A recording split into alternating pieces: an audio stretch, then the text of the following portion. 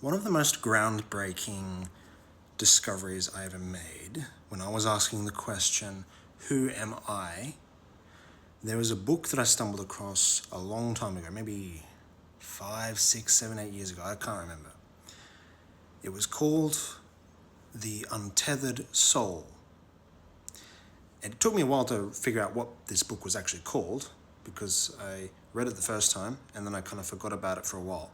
But when I read it the first time, something very important stuck with me. And I think it was the first chapter. Now, in the first chapter of this book, it goes into saying, who are you, right? Are you your name? Remove your name. Is that who you are, like your name? You kind of keep on putting yourself in a third-person perspective.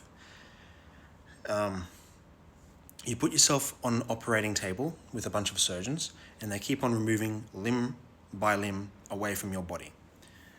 And you kind of observe yourself from this third-party perspective. And it's just like, are you your body?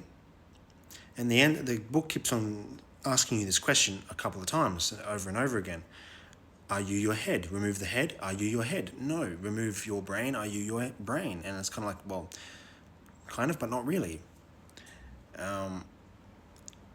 And the answer the book gives you, if I recall correctly, is you are the one who sees.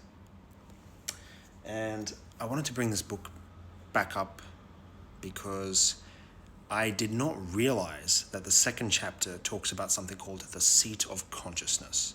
And this is a term that I've been hearing a lot when I've been navigating my own challenges, and I'm trying to figure out, is this real? Like, who the hell says this stuff? Like, where is this coming from?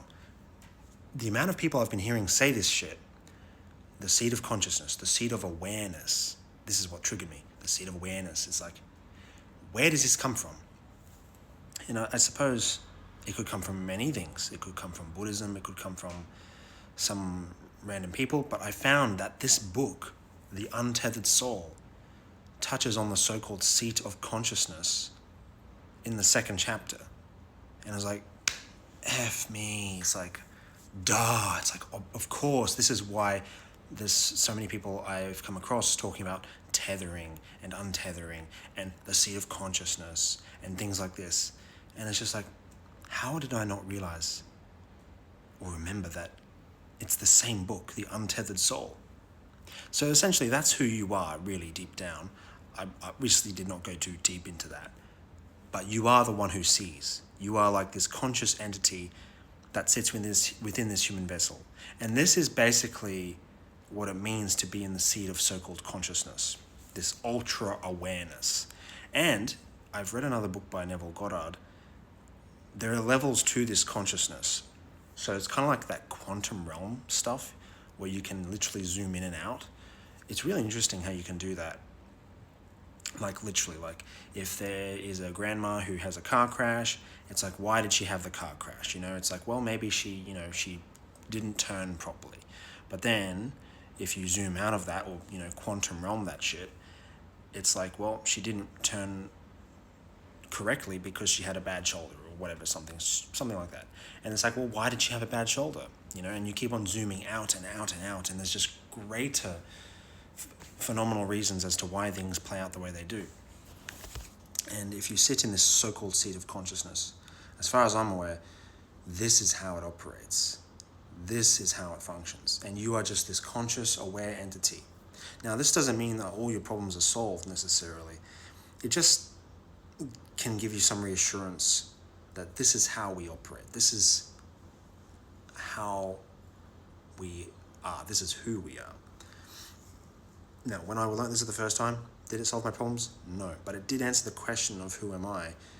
And it did give me some wow, I'll move on to the next thing. But as I'm continuously forced to examine this, I am now actually curious about rereading this book again for a second time. I've skimmed the first chapter about a year ago, and yeah, so worth reading that book. It's a bit of a boring read, actually, but if you're really into it, you probably will take a lot away. And I think a lot of spiritual coaches, a lot of dating, not a lot of dating coaches, but there are very peculiar relationship coaches and very peculiar mindset coaches who will tell you about these things. And what I found is they never tell you the origin or the source from where they learned this shit. And if you want to just figure out where they learned this shit, you can just read The Untethered Soul.